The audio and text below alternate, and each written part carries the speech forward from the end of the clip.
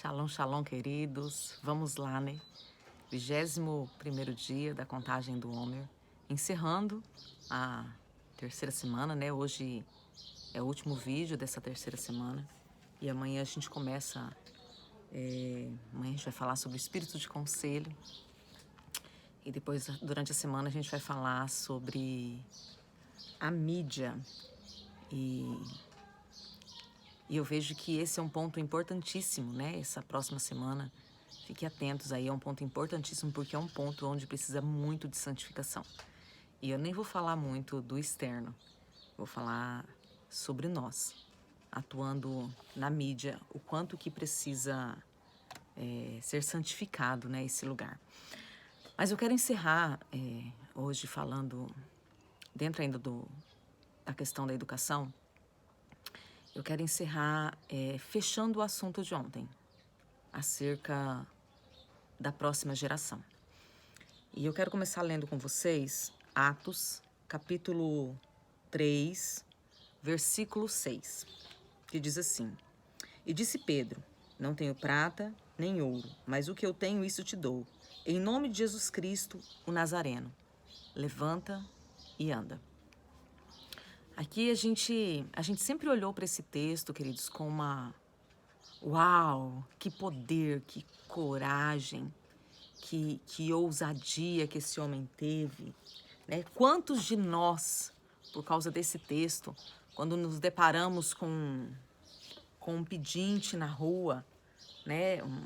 Um cadeirante que está pedindo alguma coisa, quantos de nós não olhamos para aquela circunstância, para aquela situação e não falamos assim: Deus, e daí? Será que chegou minha vez de ser Pedro? Será que chegou a minha vez de orar e o milagre naquela proporção acontecer? Então a gente olha para esse texto e a gente vê de tudo. A gente vê unção, a gente vê poder, a gente vê milagre, a gente vê coragem, a gente vê ousadia. Mas existem duas coisas que acontecem nesse texto que a gente não vê, que a gente não para analisar, que por trás do milagre, da unção, da coragem, da ousadia, do poder, existe outras coisas. Uma das coisas que existe é o ensino. Por que Pedro fez isso, queridos? Da onde que Pedro tirou que ele deveria falar? Ele foi movido pelo Espírito. Queridos, a gente tem que parar de achar que a gente deve se mover somente por um impulso emocional. Eu senti, então eu tenho que fazer. Nós precisamos voltar aos princípios da palavra e saber que nós temos que nos mover pelos ensinos. E por isso a importância dos mestres, por isso a importância do ensino. Quando Jesus terminou sua obra na terra, a última coisa que ele disse, a gente já falou sobre isso, olha, em meu nome, vão por todos os lugares que vocês puderem, por todas as nações, vão ensinando. E em meu nome, o que vocês vão fazer? Em meu nome, vocês vão ficar sentados, esperando, e se vocês sentirem... Não, vocês estão aprendendo. Vocês caminharam comigo 3 anos e vocês viram o que eu fazia. Em meu nome, vocês expulsem os doentes e curem os enfermos. Então, Pedro aprendeu. E por ter aprendido, ele manifestou. Ele decidiu agir no ensino. E dentro do ensino, do princípio, existe manifestação de milagre, de unção, de poder. Porque a gente fala muito, né, sobre Pedro confrontando Jesus, ou Jesus confrontando a Pedro. Pedro, tu me amas? E Pedro... Senhor, tu sabes. Então vai lá e apacenta as minhas ovelhas. Mas esse confronto, apesar de ser amplo e demonstrar que o amor ele é seguido de base de obediência, eu amo ao Senhor, então eu cumpro o seu propósito e o seu ministério nessa terra. Mas tem um outro texto que diz assim, se vocês me amam, vocês vão praticar os meus mandamentos. Entende? O que é os mandamentos, os princípios? E como é que eu sei dos princípios? Eu aprendi. Eu fui ensinada. Vocês conseguem entender, queridos, que tudo está em volta da educação, do ensino, do gerar, do moldar pessoas? Então, a primeira coisa que acontece aqui em Atos é Pedro foi ensinado. Então, é natural. Por isso que foi tão natural ali, queridos. Não foi porque, uau, o Espírito se manifestou. Eu não estou dizendo que o Espírito não se manifestou. Eu estou dizendo que a naturalidade está dentro do ensino. Vamos lá. Se você hoje me passar uma fórmula de Bhaskara, eu não vou lembrar nem da onde começou aquele negócio. Não sei resolver mais. Mas eu já soube resolver com muita facilidade. Porque o ensino, ele tem que nos levar à prática. Mas vamos pegar um outro ensino. Andei de bicicleta. Nunca mais eu esqueci, porque eu continuei praticando. Hoje, se eu for pegar a bicicleta, eu não vou andar tão bem. Não porque eu não saiba, mas porque o meu corpo está enferrujado. O meu corpo não está mais adaptado a isso, porque eu não ando mais. Mas tudo está dentro da prática. E prática do quê? Do ensino. Então, com certeza, queridos, Pedro, quando saiu dali, porque Jesus não foi irresponsável de falar assim, olha, agora vai ser assim, tá? Eu tô indo embora e vocês se viram. Não, Jesus estava treinando eles antes. Jesus chamou, vamos, me segue. E daí eles foram vendo Jesus fazendo, eles perguntavam, Jesus explicava por parábolas para o povo, depois chamava eles no particular, ensinava o que aquilo significava, o que aquilo representava. Daí Jesus pegou de 2 em 2 e enviou. Vamos lá, agora vamos para a prática. Vocês estão aprendendo teoria, agora vamos para a prática. Enviou, voltou, eles maravilhados. Uau, Jesus! Porque daí o que eles fizeram? Eles fizeram o que a gente faz. Eles ficaram uau com o poder. E Jesus volta e alinha de novo, hein? Deixa eu falar. Não se preocupe com poder, não. Não foca nisso, não. Se alegrem porque o nome de vocês está rolado, está escrito nos céus. Se alegrem porque a obediência está levando vocês a um outro nível. Daí Jesus morre, todo mundo vai, se desvia em 3 dias, né? Se desvia. O que é desviar? Voltou para o mundo? Não voltou. Saiu do caminho. Cada um voltou às suas práticas naturais, normais. Jesus volta, traz todo mundo para perto. Fica ali mais 40 dias ensinando, moldando, falando. Olha, gente, é isso aqui. Eu havia falado, ensinando. E daí, no final, Jesus não traz um novo ensino. Jesus fala assim, ó, palavras finais. Isso aqui é o mais importante. Tudo isso que aconteceu é para vocês fazerem o quê? Ide por todo mundo. Pregue o evangelho a toda criatura. E daí, dentro disso, os sinais vão seguir quem crê. Então, quem crê tem fruto. Qual o fruto? Falarão novas línguas, curarão enfermos, expulsarão demônios. Se beberem veneno, não vai causar mal algum. Isso não é para beber veneno. Isso está dizendo se acontecer um acidente de alguém tentar te envenenar, vocês serão protegidos. Porque eu estou convosco todos os dias. Vocês não vão estar me vendo. Na grande maioria das vezes, vocês não vão estar nem me sentindo. Mas eu estarei convosco todos os dias. Então, a primeira coisa que aconteceu aqui foi Jesus liberou um ensino de vida, de prática, ensinou na teoria, na prática ensinou. E agora Pedro só estava fazendo. Ele aprendeu a andar e estava andando. Por isso que a gente olha para esse texto, é tão natural. A segunda coisa que acontece nesse texto existe uma transferência. O que eu tenho, eu te dou.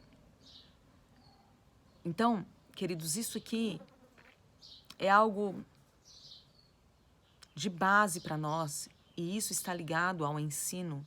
E daí eu volto a dizer, está ligado ao ensino dentro de casa, está ligado ao ensino dentro da igreja, está ligado aos educadores fora da igreja. Vou dizer de novo, queridos, é o último dia dessa pauta, né, de educação. E eu quero dizer de novo, não olhe a sua vida educador como uma profissão. Você precisa olhar que o Senhor te deu um ministério.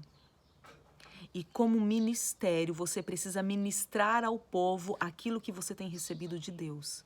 O que eu tenho, eu te dou. Eu recebo do alto, eu recebo da palavra. Porque se eu ficar falando eu recebo do alto, a gente já pensa que é o poder, né? Não estou falando disso, queridos. O poder, o dynamos, está na palavra. Vamos lá, a gente está falando de Atos. Se reuniram 120 pessoas no mesmo lugar. Alinharam o que tinha que alinhar. Levantaram Matias, que não era para levantar, porque depois a gente nem vê Matias mais. A gente vê Paulo, né? Como apóstolo. Alinharam, arrumaram, organizaram a estrutura e ficaram lá esperando. Vamos ficar esperando aqui porque a gente vai ser revestido do alto. E eles foram revestidos do alto. Houve poder. Pentecostes. Fogo e unção. Línguas estranhas. Quando o povo de fora, viu tudo isso, o que o povo fez? Chorou, se arrependeu, confessou pecado e foram convertidos? Não.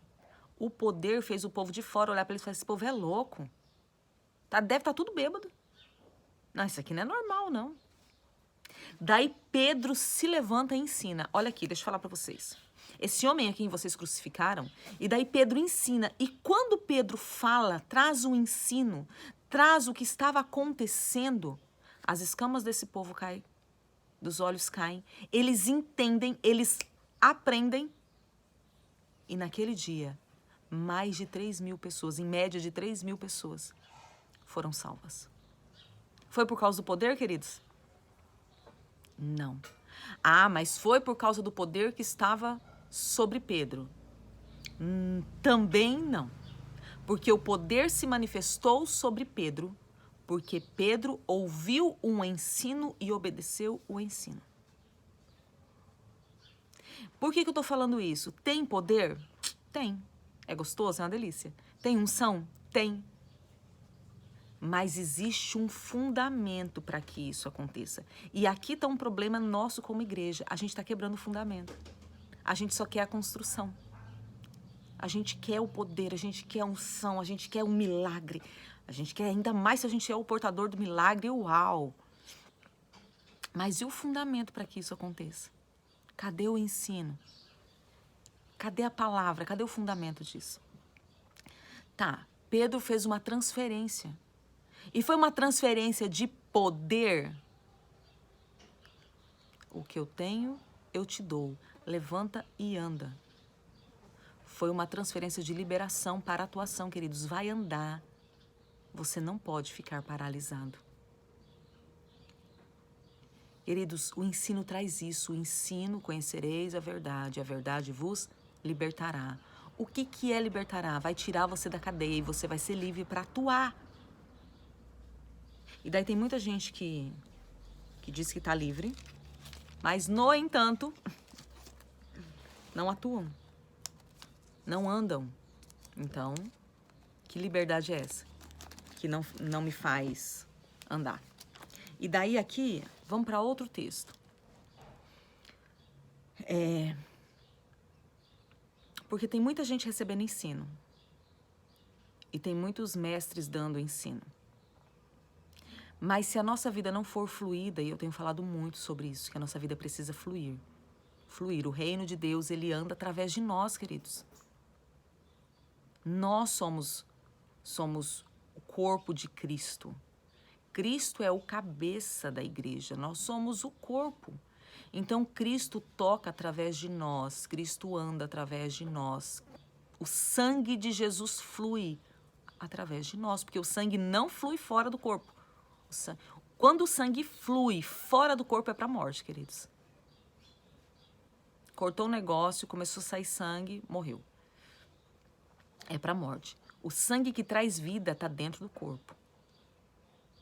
Mas quando eu tenho tudo isso e eu retenho, e eu não transmito, e eu não gero, e eu não me levanto para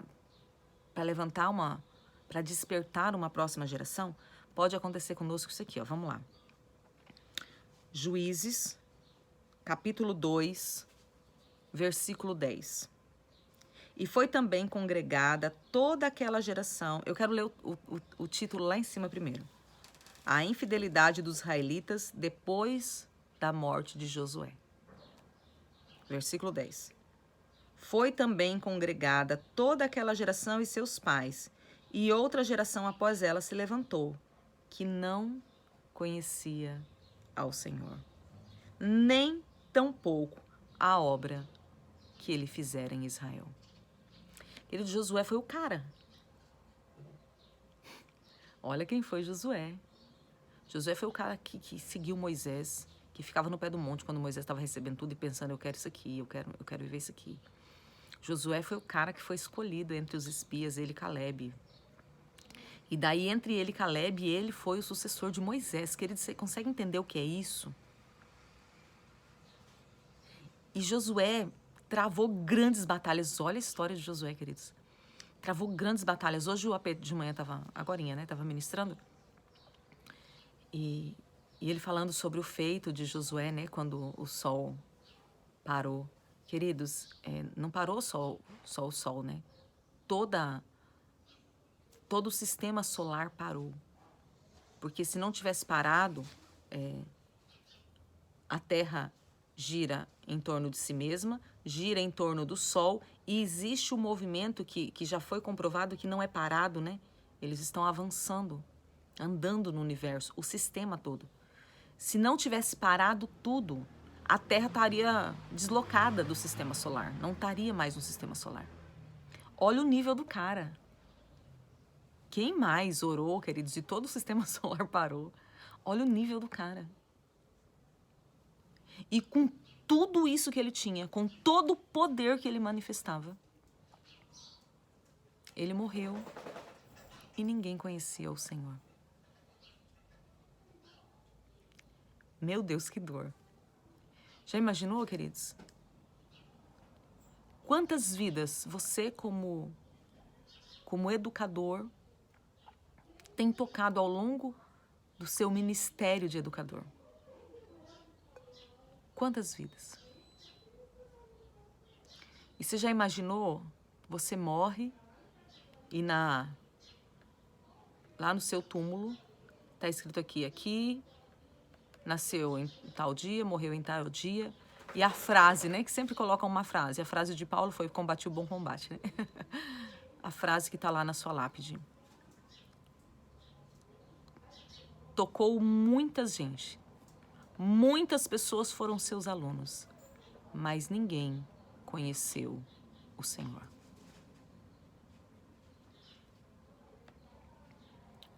Vamos lá, pai e mãe.